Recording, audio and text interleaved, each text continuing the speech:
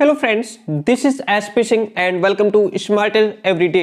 प्यारे दोस्तों, बात करेंगे BEd first semester according to Lucknow university. जो पेपर आपका फर्स्ट है philosophical and sociological perspective of education, शिक्षा के दार्शनिक एवं समाजशास्त्रीय परिप्रेक्ष्य। ये एग्जाम आपका 27 मार्च को लगा हुआ है। कब है? 27 मार्च को पहला पेपर आपका लगा हुआ है philosophical and sociological perspective of education का। लखनऊ यूनिवर्सिटी की बात कर रहे हैं। आज इसके हम टॉप 5 लॉन्ग क्वेश्चंस डिस्कस करने वाले हैं। पार्ट यहाँ पे फर्स्ट इसलिए लिखा है क्योंकि और भी पार्ट आपको इसके मिलते रहेंगे। 5 क्वेश्चन कलेक्शन हम करते रहेंगे। प्यारे दोस्तों, 5 क्वेश्चंस रहेंगे और आशा है कि आपको यहीं से 2-3 क्वेश्चंस एग्जाम में एज इट इज देखने को मिल भी सकते हैं। डियर फ्रेंड, जो भी स्टूडेंट क्लास में लास्ट तक बना रहेगा, जो भी 5 क्वेश्चन आज के ठीक से पढ़ लेगा, डेफिनेटली बहुत हेल्प मिलने वाली है। तो चलिए शुरू करते हैं। पहला क्वेश्चन आपके सामने है और अब जब तक लखनऊ यूनिवर्सिटी का एग्जाम नहीं हो जाता तब तक कंटिन्यू प्रॉपर तरीके से एलयू की ही क्लासेस चलेंगी, लखनऊ यूनिवर्सिटी की ही क्लासेस चलेंगी। आप चैनल पर एक्टिव रहिए। तो पहला क्वेश्चन आपके सामने है, शिक्षा से आप क्या समझते हैं। सेम क्वेश्चन आपका प्रयागराज में पूछा गया है, फर्स्ट सेमेस्टर का एग्जाम हुआ, कानपुर में भी पूछा गया है, आपसे भी पूछा जाएगा। शिक्षा से आप क्या समझते हैं, शिक्षा की अवधारणा क्या है या शिक्षा का अर्थ में परिभाषा लिखिए। इसकी प्रकृति के बारे में विस्तार से चर्चा कीजिए, इसकी प्रकृति को समझाइए क्या है। तो सबसे पहले जो लॉन्ग क्वेश्चन होता है, हम कोशिश करते हैं पहले उसका कॉन्सेप्ट लिखें, पहले अवधारणा लिखें, ठीक है, फिर उसका अर्थ परिभाषा लिखते हुए आगे बढ़ें। शिक्षा क्या है? शिक्षा एक प्रक्रिया है, शिक्षा एक प्रोसेस है जो व्यक्ति की जन्म से लेकर के मृत्यु पर्यंत निरंतर चलती रहती है। यानी कि बच्चा जन्म लेता है, उसके बाद वो धीरे धीरे शिक्षा ग्रहण करना शुरू कर देता है। घर में, परिवार में, अपने जो बड़े होते हैं उनसे सीखता है, फिर विद्यालय की शिक्षा ग्रहण करता है, समाज से सीखता है। इस तरीके से जीवन पर्यंत चलने वाली प्रक्रिया, यानी कि जब तक मनुष्य कब्र तक नहीं पहुंच जाता तब तक वो शिक्षित होता रहता है, कहीं ना कहीं से कुछ ना कुछ सीखता रहता है। अतः मनुष्य इस गतिशील प्रक्रिया के माध्यम से कुछ ना कुछ सीखता ही रहता है। ये मानव विकास का मूल साधन है। कौन? शिक्षा जो है मानव का यानी ह्यूमन डेवलपमेंट का मूल साधन शिक्षा को बताया गया है। इससे व्यक्ति अपने जीवन में विकास की चरम सीमा तक पहुंचने की कोशिश करता है। सर्वप्रथम बालक की शिक्षा कहां से शुरू होती है? उसके परिवार से, और माता ही उसकी प्रथम गुरु मानी गई है कि जो माँ है वो बालक की प्रथम गुरु होती है, क्योंकि पहले बालक माँ से ही सीखता है।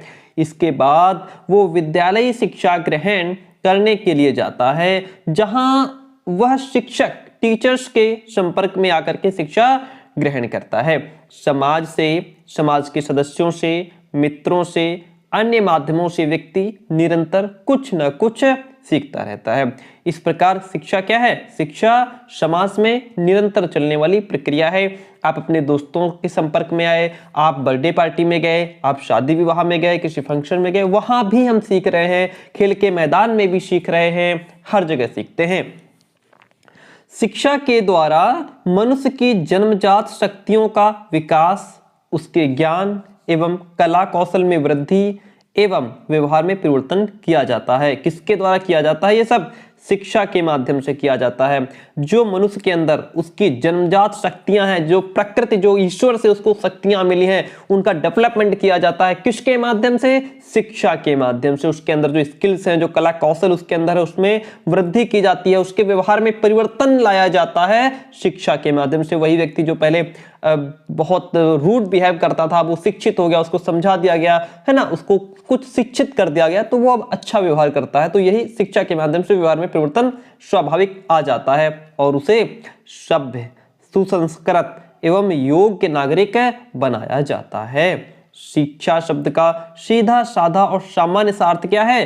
सीखने सिखाने की प्रक्रिया, है ना। सीखने सिखाने, लर्निंग एंड टीचिंग का प्रोसेस, टीचिंग लर्निंग प्रोसेस से जुड़ा हुआ है, ठीक है। तो ये हमने शिक्षा की अवधारणा समझ ली। अब हम बात करते हैं शिक्षा का प्रॉपर तरीके से शाब्दिक अर्थ होता क्या है।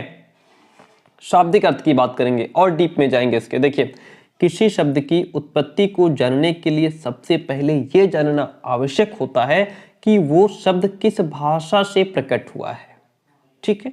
जैसे शिक्षा शब्द हिंदी भाषा का है और हिंदी भाषा की उत्पत्ति संस्कृत भाषा से हुई है। शिक्षा शब्द की उत्पत्ति संस्कृत के 2 शब्दों से मानी जाती है। एक है आपका शिक्ष धातु और दूसरा है आपका साक्ष धातु। दो शब्दों से, यानी एक शिक्ष धातु है, दूसरा साक्ष धातु है। शिक्षा का अर्थ है सीखना अथवा ज्ञान प्राप्त करना, या फिर यूं कहें कि अध्ययन करना।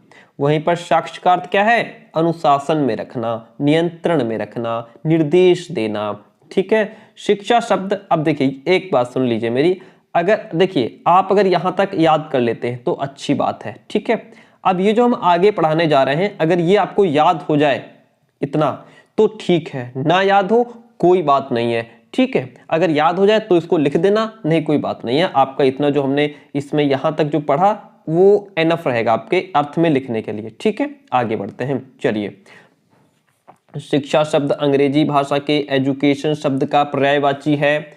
एजुकेशन शब्द की उत्पत्ति लैटिन भाषा के निम्न शब्दों से मानी जाती है। कौन कौन से? एक तो एडुकेटम, एडुशियर, एडुकेयर। एडुकेटम का शाब्दिक अर्थ होता है शिक्षित करना। क्या होता है? एडुकेटम का शाब्दिक अर्थ क्या होता है? शिक्षित करना। एडुकेटम शब्द ई और डू को दो शब्दों से मिलकर के बना है, जहां पे ई का अर्थ होता है अंदर से, डूको का अर्थ होता है आगे बढ़ना। लैटिन भाषा के एडुकेयर और जो एडुशियर शब्द जो है ना, वो भी शिक्षा के इसी अर्थ को प्रकट करते हैं। एडुकेयर का अर्थ है शिक्षित करना, यानी कि टू एजुकेट, बाहर ले आना, टू ब्रिंग अप या विकसित करना, टू रेज। एडुशियर का अर्थ होता है विकसित करना, बाहर निकालना। इस प्रकार उत्पत्ति के आधार पर शिक्षा का अर्थ बालक की अंतर्निहित शक्तियों या गुणों को विकसित करके उसका सर्वांगीण, यानी कि उसका शारीरिक, मानसिक, आध्यात्मिक, राजनैतिक, भावात्मक हर तरीके का सर्वांगीण विकास करने की क्रिया से होता है। यहाँ पे गांधी जी कहते हैं, शिक्षा से मेरा अभिप्राय बालक और मनुष्य के शरीर, मन, आत्मा के सर्वांगीण एवं सर्वोत्कृष्ट विकास से है। प्यारे दोस्तों, ये जो हमारे नोट्स आप देख पा रहे हैं, इस पीडीएफ, ये जो पीडीएफ होती है वो हमारी पेड होती है। जो स्टूडेंट जिन्होंने फीस पे की है, ये पेड नोट्स उन्हीं को मिलते हैं, ये पीडीएफ उन्हीं को मिलती है।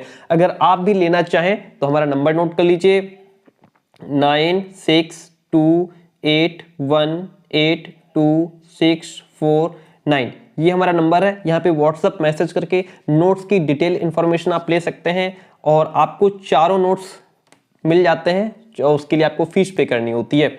चलिए आगे बात करते हैं। स्वामी विवेकानंद, उसमें आपको टॉपिक वाइज कंटेंट तो मिलेगा ही मिलेगा, साथ में क्वेश्चन आंसर भी मिलेंगे।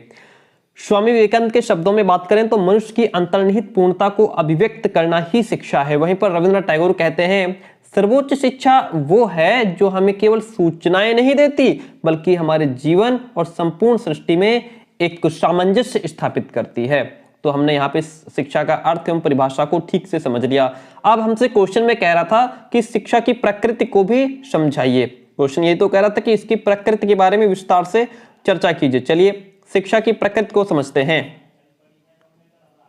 देखो, शिक्षा एक प्रकार की सामाजिक प्रक्रिया है। शिक्षा क्या है? एक प्रकार की सामाजिक प्रक्रिया है और उसके मुख्य 3 अंग बताए गए हैं भाई, शिक्षक, विद्यार्थी और विषय सामग्री। शिक्षक, टीचर, स्टूडेंट और आपका पाठ्यक्रम। व्यापक अर्थ में शिक्षा समाज में चलने वाली एक निरंतर प्रक्रिया है, परंतु संकुचित अर्थ में, नैरो मीनिंग में इसके क्या है, यह प्रक्रिया केवल विद्यालयों में ही चलती है। समाज से जो व्यक्ति सीखता है, जो जीवन भर सीखता है, वो शिक्षा का व्यापक अर्थ है।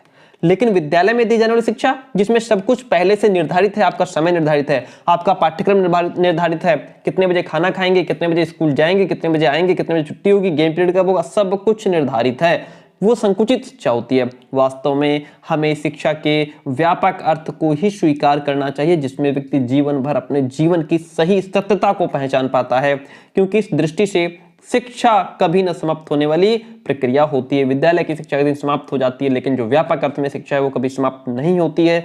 शिक्षा एक उद्देश्यपूर्ण प्रक्रिया है, जिसके उद्देश्य समाज के द्वारा निश्चित होते हैं और समाज ही इसे विकासोन्मुख बनाता है और शिक्षा समाज को विकासोन्मुख बनाती है। व्यापक अर्थ में शिक्षा की विषय सामग्री अति व्यापक है, इसे किसी सीमा में बांधा नहीं जा सकता है, परंतु संकुचित अर्थ में इसकी विषय सामग्री और पाठ्यचर्या सीमित होती है, परंतु दोनों में ही ये व्यक्ति और समाज दोनों के विकास में सहायक होती है। शिक्षा के स्वरूप का निर्धारण उस समाज के धर्म दर्शन, उसकी संरचना, संस्कृति, शासन तंत्र, अर्थतंत्र और वैज्ञानिक प्रगति आदि पर निर्भर करता है। तो आपने क्या समझा? शिक्षा का कार्य ऐसे मानवों का सृजन करना है जो इंटीग्रेटेड होकर के, एकीकृत होकर के, एक साथ मिलकर के समाज का विकास करें। हमने परीक्षाओं और डिग्रियों को बुद्धि का मापक बना लिया है, यानी कि अगर आप ज्यादा परीक्षाएं पास कर रहे हैं, ज्यादा आपके पास डिग्री है, तो हम समझते हैं कि इसी के पास बुद्धि ज्यादा है क्योंकि इसके पास ज्यादा डिग्रियां हैं। और ऐसे चालक मन विकसित करती हैं जो मानवीय समस्याओं से दूर रहते हैं। बुद्धि अनिवार्य का प्रत्यक्षीकरण करने की क्षमता है, क्या प्रस्तुत करता है, और उस क्षमता को अपने आप में और दूसरों में जागृत करना ही क्या है? शिक्षा है। तो प्यारे दोस्तों, हमने इस क्वेश्चन को बहुत अच्छे ढंग से समझ लिया। आगे बढ़ते हैं। नेक्स्ट क्वेश्चन हमारा कहता है कि दर्शन शास्त्र से आप क्या समझते हैं? दर्शन शास्त्र का शिक्षा पर क्या प्रभाव पड़ता है, विस्तार से वर्णन कीजिए। 15 नंबर में आपका ये क्वेश्चन देखने को मिलेगा। पहले तो सबसे पहले मैंने कहा कि लॉन्ग क्वेश्चन में कोशिश कीजिए अवधारणा लिखने की। देखिए, दर्शन शास्त्र क्या है, पहले इसको समझते हैं। मानव क्या है? मानव एक चिंतनशील प्राणी है और मानव जीवन स्वयं एक दर्शन है। संसार का प्रत्येक मनुष्य एक फिलोसोफर है, उसके अंदर एक दार्शनिक है, क्योंकि वो जन्म से मृत्यु तक प्रकृति में घटित होने वाली सभी घटनाओं को अनुभव करता है, उनको देख सकता है, फील करता है, इसीलिए उसको दार्शनिक कहा गया है। दर्शन का मतलब होता है किसी को देखना, दर्शन करना उसका। दर्शन हमारी सत्य के प्रति जिज्ञासा की पूर्ति करता है, यानी कि सत्य को जानने के लिए हम प्रयास करते हैं, जिज्ञासा होती है हमारे अंदर क्या कि व्हाट इज रियलिटी, है ना। तो जिज्ञासा की पूर्ति करता है। व्यक्ति जिस वातावरण में रहता है उसकी यथार्थता जानने का वह प्रयत्न करता है। अतः मनुष्य के अंदर तथ्यों को जानने की जिज्ञासा, संदेह, आत्मिक अशांति रहती है, और जब वो उनको जान लेता है, जानने के बाद वो संतुष्टि महसूस करता है, यही तो दर्शन है। दर्शन का प्रॉपर अर्थ समझें तो देखिएगा, दर्शन शब्द की उत्पत्ति संस्कृत भाषा के शब्द दृश्य धातु के करण अर्थ में ल्युट प्रत्यय लगा करके हुई है। इसका अर्थ है जिसके द्वारा देखा जाए। दर्शन को अंग्रेजी भाषा के फिलॉसफी शब्द का हिंदी रूपांतरण माना जाता है, जो यूनानी भाषा के दो शब्दों फिलॉस और सोफिया से मिलकर के बना हुआ है। यहाँ पे जो आपका पहला वर्ड फिलॉस है, फिलॉस का अर्थ होता है प्रेम, दूसरा सोफिया, सोफिया का अर्थ होता है ज्ञान। अर्थात इस प्रकार फिलॉसफी का शाब्दिक अर्थ क्या हुआ? विद्या, अनुराग या फिर ज्ञान से प्रेम। दर्शन शब्द मानसिक प्रक्रिया के तीनों पक्ष कौन कौन से तीन पक्ष हैं? ज्ञान, कर्म और भाव, इनमें निहित है। सत्य का साक्षात दर्शन करना ही दर्शन कहलाता है। अरस्तु कहते हैं दर्शन ऐसा विज्ञान है जो परम तत्व के यथार्थ स्वरूप की जांच करता है। ऐसी छोटी छोटी परिभाषाएं याद रखिएगा, वहां लिखिएगा, बहुत अच्छा इंपैक्ट पड़ता है। प्लेटो की बात करें तो पदार्थ के यथार्थ स्वरूप का ज्ञान ही दर्शन है। कॉम्टे कहते हैं दर्शन विज्ञानों का विज्ञान है। राधाकृष्ण की बात करें तो यथार्थता के स्वरूप का तार्किक विवेचन ही दर्शन कहलाता है। तो हमने ये समझा कि दर्शन क्या होता है, अवधारणा समझ ली, हमने इसका अर्थ समझ लिया। अब दर्शन का शिक्षा पर क्या प्रभाव पड़ता है इसको समझते हैं। Impact of philosophy on education. देखिए, शिक्षा के विभिन्न पक्षों पर दर्शन शास्त्र का प्रभाव अमिट है, जिसको मिटाया नहीं जा सकता। शिक्षा का कोई भी पक्ष ऐसा नहीं है जिसको दर्शन शास्त्र ने अछूता छोड़ा हो। अब हम इस बात पर विचार करेंगे कि शिक्षा के उद्देश्यों, पाठ्यक्रम, अनुशासन और शिक्षण विधियां किस प्रकार दर्शन से प्रभावित हैं। दर्शन और शिक्षा के उद्देश्यों की बात करते हैं। देखिएगा, जॉन डीवी का कथन है, दर्शन का संबंध शिक्षा के लक्ष्यों को निर्धारित करने से है। दर्शन का संबंध किससे है? शिक्षा के लक्ष्यों को निर्धारित करने से। दर्शन के द्वारा जीवन के मूल्यों का ज्ञान प्राप्त होता है कि जीवन लाइफ की वैल्यू क्या है, और शिक्षा के द्वारा इन मूल्यों की प्राप्ति भी होती है। व्यक्ति शिक्षा के माध्यम से अपने जीवन के उद्देश्यों को प्राप्त करने का प्रयास करता है। व्यक्ति क्या करता है, शिक्षा के माध्यम से ही, शिक्षा के द्वारा ही अपने जीवन के जो उसके उद्देश्य होते हैं उनको प्राप्त करने का प्रयास करता है। जीवन के उद्देश्यों का निर्धारण दार्शनिकों द्वारा होता है। दार्शनिक जीवन का लक्ष्य निर्धारित करते हैं और शिक्षक बालकों को उस लक्ष्य की प्राप्ति की क्षमता प्रदान करते हैं। दूसरा है, तो ये दर्शन और शिक्षा के उद्देश्य हो गए। वहीं अब हम बात करेंगे दर्शन के अनुसार पाठ्यक्रम क्या होना चाहिए। देखिए, शिक्षा के उद्देश्यों के समान ही पाठ्यक्रम निर्धारण में भी दर्शन का महत्वपूर्ण योगदान होता है। जिस देश में, जिस युग में जिस प्रकार की विचारधाराएं और आदर्श होते हैं उसी के अनुकूल पाठ्यक्रम का निर्धारण भी किया जाता है। भाई, जैसी समाज की आवश्यकता होगी, जैसे उस समाज के आदर्श और मूल्य होंगे, उसी के अकॉर्डिंग शिक्षा का पाठ्यक्रम भी निर्धारित किया जाता है कि आखिर समाज की पूर्ति जो है बालक कैसे कर सकता है, किस पाठ्यक्रम को पढ़ करके कर सकता है, समाज को आखिर जरूरत किस बात की है। पाठ्यक्रम पर दर्शन बहुत प्रभाव डालता है। इन प्रभावों को उदाहरण के माध्यम से समझते हैं। जैसे आदर्शवाद। आदर्शवाद के अनुसार शिक्षा का उद्देश्य जीवन की शाश्वत मूल्यों की प्राप्ति है। इस उद्देश्य की प्राप्ति के लिए पाठ्यक्रम में मानवीय विचारों एवं मूल्यों को महत्वपूर्ण स्थान प्रदान किया जाता है।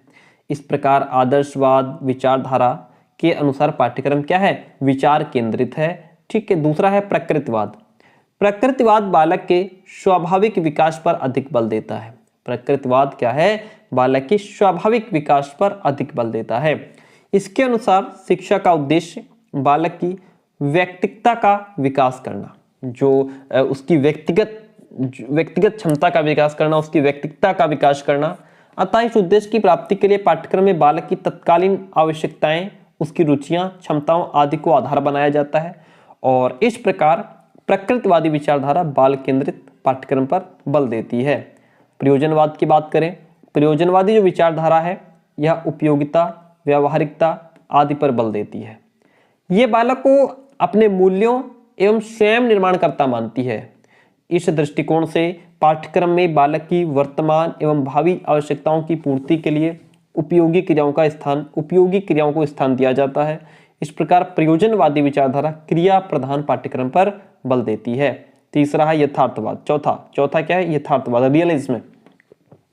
ये विचारधारा प्रत्यक्ष में विश्वास करती है, इसलिए पाठ्यक्रम में सैद्धांतिकता की अपेक्षा व्यावहारिकता को स्थान दिया जाता है। इसमें बाह्य जीवन की वास्तविक क्रियाओं को पाठ्यक्रम में महत्वपूर्ण स्थान प्रदान किया गया है। तो ये आपने समझा दर्शन और पाठ्यक्रम। अब हम बात करेंगे दर्शन और शिक्षण विधियों की। अगर आपसे इस प्रकार से दर्शन का शिक्षा पर प्रभाव पूछ ले तो वही पूरा डिटेल लिखनी पड़ेगी आपको। जीवन के आदर्शों को प्राप्त करने के लिए किस शिक्षण विधि का प्रयोग किया जाए, यह दर्शन शास्त्र ही बताता है।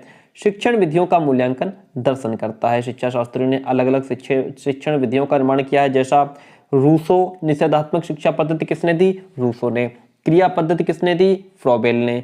इंद्रिय प्रशिक्षण, मॉन्टेसरी। प्रश्नोत्तर वाद विवाद विधि किसने दी, आदर्शवादियों ने।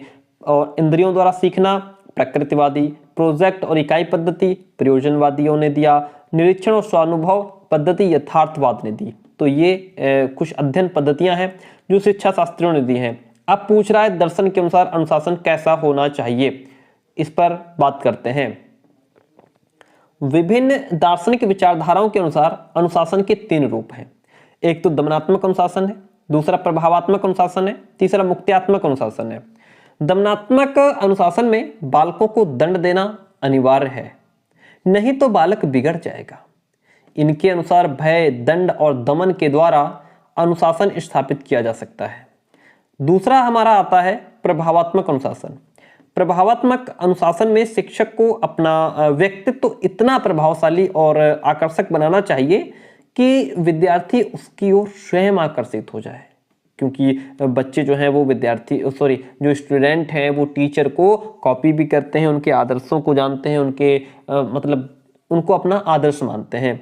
जो तीसरा है हमारा मुक्त्यात्मक अनुशासन। मुक्त्यात्मक अनुशासन में बालक को पूर्ण स्वतंत्रता प्रदान करनी चाहिए, उनके प्राकृतिक विकास में किसी तरह का हस्तक्षेप नहीं करना चाहिए।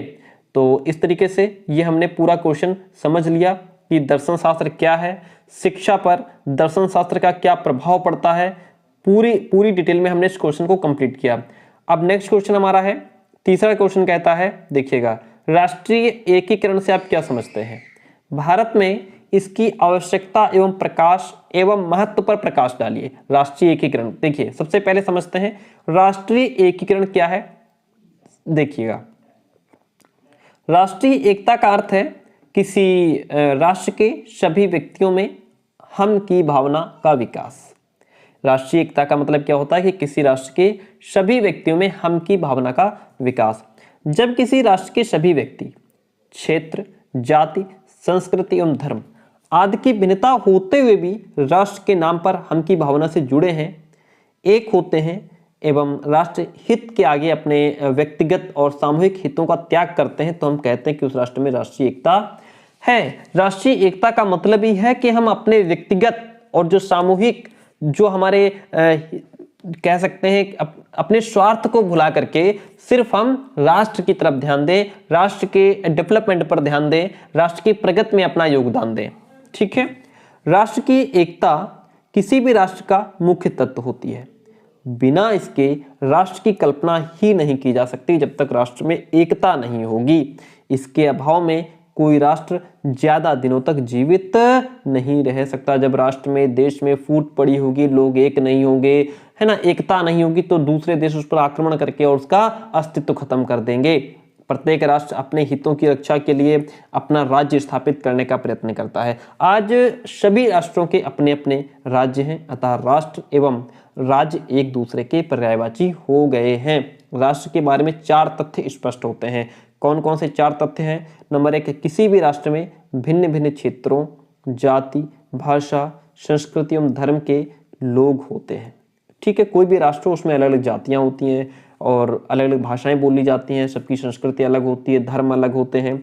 इन भिन्नताओं के होते हुए भी किसी राष्ट्र के व्यक्ति समान हित की भावना से जुड़े हुए होते हैं। हमारे भारत में कितनी ही जातियां हैं, कितनी ही भाषाएं बोली जाती हैं, लेकिन उसके बावजूद यानी विविधता में एकता है। उनके समान हितों की रक्षा उनका राज्य करता है। राष्ट्र के प्रत्येक व्यक्ति अपने व्यक्तिगत और सामूहिक हितों से अधिक राष्ट्र हित का ध्यान रखते हैं। राष्ट्रीय एकता किसी राष्ट्र के व्यक्तियों के बीच समान हित के आधार पर हम की वो भावना है जो उन्हें क्षेत्र, जाति, भाषा, संस्कृति और धर्म आदि की भिन्नता होते हुए अपने राष्ट्र से बांधती है और वे राष्ट्र हित के आगे अपने व्यक्तिगत और सामूहिक हितों का त्याग भी करते हैं। तो ये हमने समझा कि राष्ट्रीय एकता का अर्थ क्या है, राष्ट्रीय एकता आखिर होती क्या है। नेक्स्ट वन पॉइंट पूछ रहा है हमसे कि राष्ट्रीय एकता की आवश्यकता क्यों पड़ी, इसका महत्व क्या है। हमारे देश में राष्ट्रीय एकता का विशेष महत्व है। नंबर 1 तो राष्ट्र के अस्तित्व की रक्षा करने के लिए राष्ट्रीय एकता बहुत जरूरी है। अगर आप अपने देश को, अपने राष्ट्र को सुरक्षित रखना चाहते हैं, बाहरी आक्रमण से बचाना चाहते हैं, तो उसके लिए राष्ट्रीय एकता आवश्यक है। प्रत्येक राष्ट्र अपने अस्तित्व की रक्षा करना चाहता है। इसके लिए पहली आवश्यकता है राष्ट्रीय एकता की, अर्थात देश के नागरिकों में राष्ट्र के नाम पर हम एक हैं की भावना एवं राष्ट्र हित में अपने व्यक्तिगत और सामूहिक हितों के त्याग की भावना और शक्ति की आवश्यकता है। इसका इंपॉर्टेंस भी है। राष्ट्र के शासन तंत्र में आस्था उत्पन्न करने के लिए, राष्ट्र के शासन तंत्र में नागरिकों की आस्था होना राष्ट्र का दूसरा मूल तत्व होता है। हमारे देश की स्थिति यह है कि यहाँ के अधिक से अधिक ज्यादातर लोग लोकतंत्र का अर्थ ही नहीं समझते हैं कि व्हाट इज डेमोक्रेसी, लोकतंत्र है क्या। कुछ लोग तो इसके स्वरूप को और ज्यादा बिगाड़ने में लगे हुए हैं, विकृत करने में लगे हुए हैं, इसको कह सकते हैं कि जो है खराब करने में लगे हैं। इस दृष्टि से भी आज देश में राष्ट्रीय एकता का बहुत महत्व एवं बड़ी आवश्यकता भी है। राष्ट्र की सुरक्षा के लिए, राष्ट्र को बचाने के लिए भी राष्ट्रीय एकता परम आवश्यक है। किसी भी राष्ट्र की सुरक्षा के लिए सैनिक शक्ति के साथ साथ राष्ट्रीय एकता भी तो जरूरी है, वरना सिर्फ सैनिक कहां तक देश को बचाएंगे। हमारे देश की सीमाएं तो आतंकवादी पाकिस्तान एवं विस्तारवादी चीन से जुड़ी हुई है। इतना नहीं बल्कि हमारे देश में भी पाकिस्तान और चीन के हितैषियों की संख्या कम नहीं है। पाकिस्तान का भला चाहने वाले, पाकिस्तान को सपोर्ट करने वाले भी हमारे देश में है, चीन को सपोर्ट करने वाले भी हमारे देश में, उनके हितैषी हैं। इन सबको जब तक भारत राष्ट्र से न जोड़ा जाता है और उन्हें राष्ट्र हित के लिए तैयार नहीं किया जाता है तब तक राष्ट्र की सुरक्षा को खतरा होगा। बाहर से खतरा नहीं होगा तो अंदर से खतरा है, क्योंकि अंदर घुसपैठिए जो बैठे हैं देश में। इस दृष्टि से भी राष्ट्रीय एकता की परम आवश्यकता है राष्ट्र के विकास और जीवन स्तर को उठाने के लिए।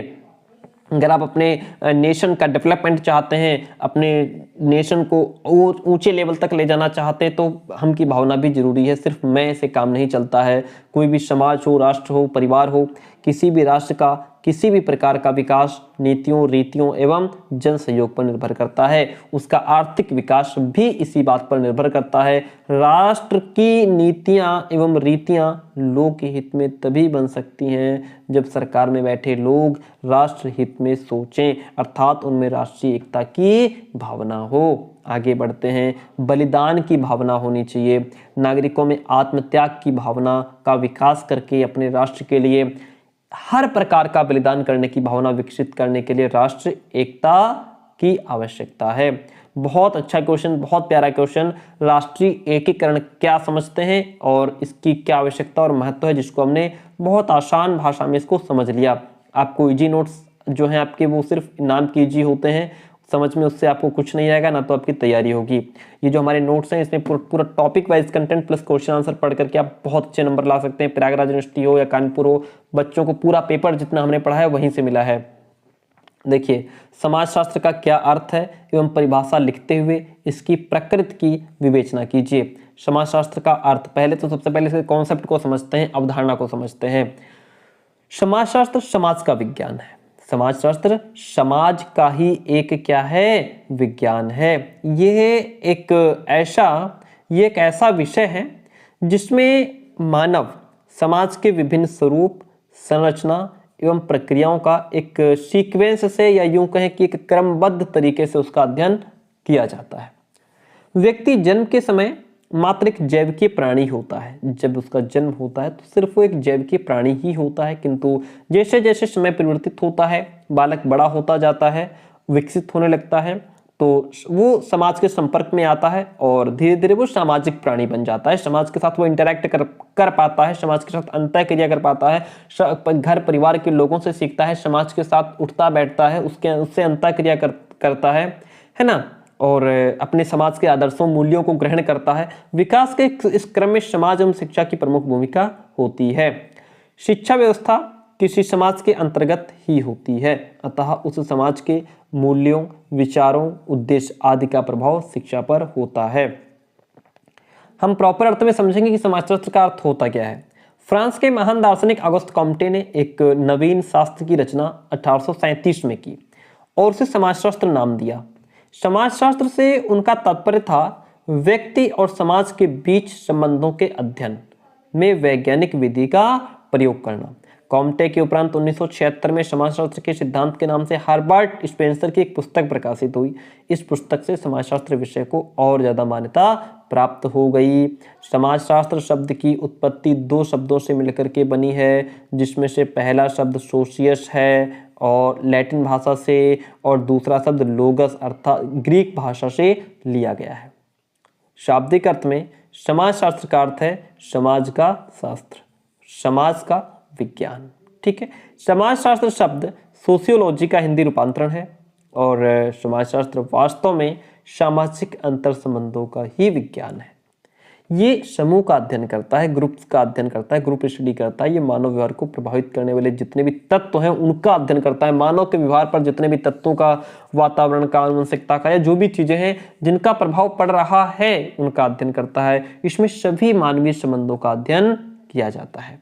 जैसा कि मैकाइवर एवं पेज कहते हैं, क्या कहते हैं मैकाइवर एवं पेज? समाजशास्त्र सामाजिक संबंधों के विषय में अध्ययन करता है कि समाजशास्त्र में जो सामाजिक संबंध है, व्यक्ति और समाज के बीच जो इंटररिलेशंस हैं, जो संबंध है, उसके विषय में अध्ययन करता है। यह मानवीय संबंधों का एक जाल है जिसे समाज कहा जाता है। आगबर्न एवं निमकॉफ कहते हैं समाजशास्त्र सामाजिक जीवन का वैज्ञानिक अध्ययन है। इमाइल दुर्खिम कहते हैं समाजशास्त्र सामाजिक सामूहिक प्रतिनिधित्व का विज्ञान है। वहीं पर अगस्त कॉम्टे कहते हैं कि समाजशास्त्र सामाजिक व्यवस्था और सामूहिक प्रतिनिधित्व का विज्ञान है। तो आपको 2-3 परिभाषाएं तो जरूर इसकी याद करके जानी है, रट करके जानी है। अब हमसे क्वेश्चन पूछ रहा है समाजशास्त्र की प्रकृति को समझाइए। देखिए, रॉबर्ट बिरस्टीड का कहना है समाजशास्त्र की वास्तविक प्रकृति वैज्ञानिक है। क्या कहते हैं? कहते हैं कि जो समाजशास्त्र की जो वास्तविक प्रकृति है वो वैज्ञानिक है। इसे उन्होंने कुछ निम्नांकित विशेषताओं के द्वारा स्पष्ट भी किया है। जैसे समाजशास्त्र एक सामाजिक विज्ञान है, प्राकृतिक नहीं है। समाजशास्त्र एक सामाजिक विज्ञान है। क्यों सामाजिक है? क्योंकि इसकी विषय वस्तु मौलिक रूप से समाज के साथ जुड़ी हुई है, सामाजिक है। अर्थात इनमें समाज, सामाजिक घटनाओं, सामाजिक प्रक्रियाओं, सामाजिक संबंधों तथा अन्य सामाजिक पहलुओं एवं तथ्यों का अध्ययन किया जाता है। इसमें प्रत्यक्ष रूप से इसका प्राकृतिक या भौतिक वस्तुओं से कोई संबंध नहीं है और ये प्राकृतिक विज्ञान नहीं माना जाता। समाजशास्त्र एक वास्तविक विज्ञान है। ये इसको माना है कि ये आदर्शात्मक विज्ञान नहीं है।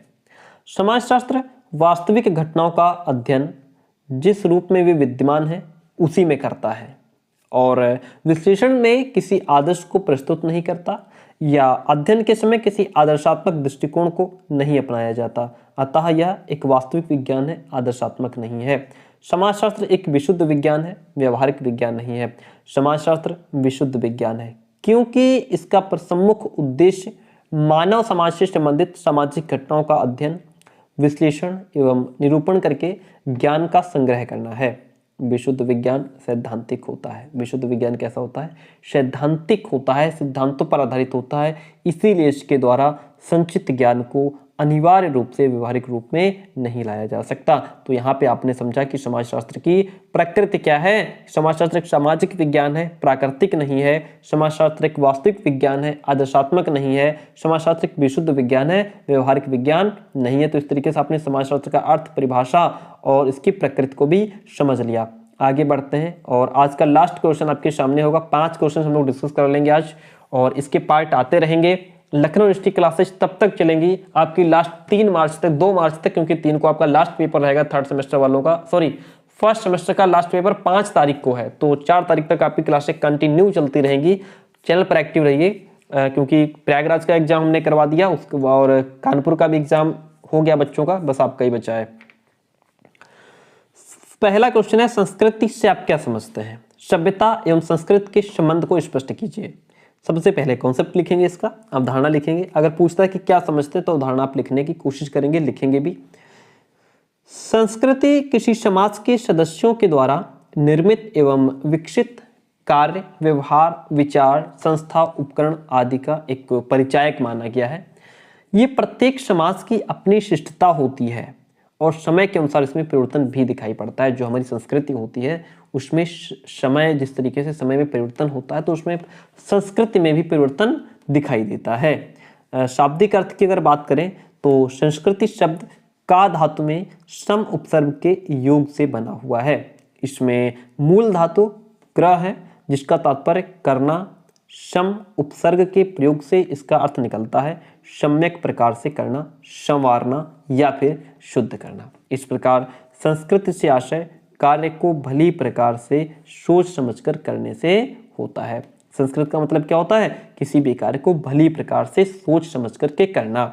दूसरे अर्थों में अगर बात करें तो संस्कृति का संबंध अच्छे कार्यों को करने से होता है।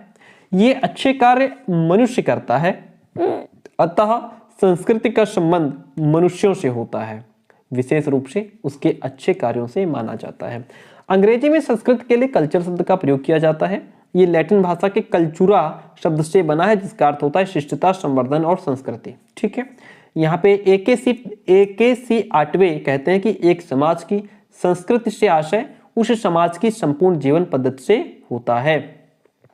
वहीं पे JP चैपलिन कहते हैं कि रीति रिवाजों, कलाओं, विज्ञान एवं धर्म और राजनीतिक व्यवहार की एक समग्र अखंड पूर्णता जो एक समाज को दूसरे से अलग करती है वही समाज है। तो आपने वही संस्कृति है। तो आपने संस्कृति का अर्थ तो समझ लिया। अब अच्छा क्वेश्चन कहता है कि सभ्यता और संस्कृति के बीच क्या संबंध है वो देखिएगा। इससे आसान भाषा में जितना आसान मैंने इसको लिखा है आपको कहीं नहीं मिलेगा। देखिएगा, मानव समाज की प्रगति के दो पक्ष होते हैं। कौन कौन से? एक तो भौतिक, दूसरा, पहला अभौतिक, दूसरा भौतिक। अच्छा, अभौतिक में क्या होता है और भौतिक में क्या होता है, इसको समझिए। अभौतिक पक्ष आंतरिक एवं अमूर्त है और इसमें सोचने, विचारने, कार्य करने, खाने पीने, बोलने, नृत्य हो गया, सिंगिंग हो गया, कला, साहित्य, धर्म, दर्शन आदि सभी समाहित रहता है। आदि सब कुछ समाहित रहता है मानव के अभौतिक पक्ष में, और इनसे सामाजिक जीवन का आरंभ होता है। वहीं पर जो आपका भौतिक पक्ष है ये बाह्य और मूर्त होता है। इसमें बौद्धिक और वैज्ञानिक प्रगति के फलस्वरूप निर्मित सभी वस्तुएं जैसे भवन, स्मारक, औजार, अस्त्र शस्त्र, शिल्प, ग्रंथियां, ग्रंथ आदि सभी इसके अंतर्गत, भौतिक पक्ष के अंतर्गत आते हैं। मनुष्य के भौतिक पक्ष का संबंध संस्कृति से है। मनुष्य के अभौतिक, किसका? मनुष्य के अभौतिक पक्ष का संबंध संस्कृति से है और भौतिक पक्ष का संबंध सभ्यता से माना जाता है। संस्कृति का विकास समाज की सामाजिक एवं आध्यात्मिक स्थिति से होता है, जबकि सभ्यता का विकास समाज की आर्थिक स्थिति से होता है। समझे बात को? संस्कृति का विकास किससे होता है? समाज की सामाजिक और आध्यात्मिक स्थिति से, और सभ्यता का विकास समाज की आर्थिक स्थिति से होता है। दूसरे शब्दों में हम इसको कह सकते हैं कि संस्कृति व्यक्तिक उत्थान का परिचायक है, जबकि सभ्यता सामाजिक एवं आर्थिक उत्थान का परिचायक है। सभ्यता एक प्रकार से किसी संस्कृति के लोगों के भौतिक, बौद्धिक एवं वैज्ञानिक उपलब्धियों के स्तर को प्रकट करने का काम करती है। किसी भी समाज की संस्कृति एवं सभ्यता एक विशिष्ट भौगोलिक वातावरण में दीर्घ काल तक जीवन बिताने, एक लंबे समय तक लाइफ को सरवाइव करने और अपनाई गई पद्धतियों के फलस्वरूप निर्मित होती है। इसमें कई पीढ़ियों का योगदान होता है। संस्कृति एवं सभ्यता में अटूट संबंध है, ये दोनों एक दूसरे को प्रभावित करते हैं। तो प्यारे दोस्तों, 5 क्वेश्चंस का कलेक्शन था। क्वेश्चंस का कलेक्शन कैसा रहा कमेंट करके जरूर बताइएगा, और कंटिन्यू आपकी क्लासेस चलेंगी। जल्द से जल्द आपको क्वेश्चंस देने का प्रयास करेंगे। पूरा पेपर जितना हम पढ़ाएंगे वहीं से मिलेगा डेफिनेटली। और क्लास कैसे रही कमेंट करके जरूर बताइए। अपने दोस्तों तक कॉलेज ग्रुप में जरूर शेयर कीजिएगा। नोट्स अगर अभी तक ना लिए हो तो ये नंबर है, यहाँ मैसेज करके नोट्स की डिटेल जानकारी ले सकते हैं। उसके लिए आपको फीस पे करनी होती है। और ठीक है, थैंक यू सो मच। मिलते हैं बहुत जल्दी नेक्स्ट क्लास में।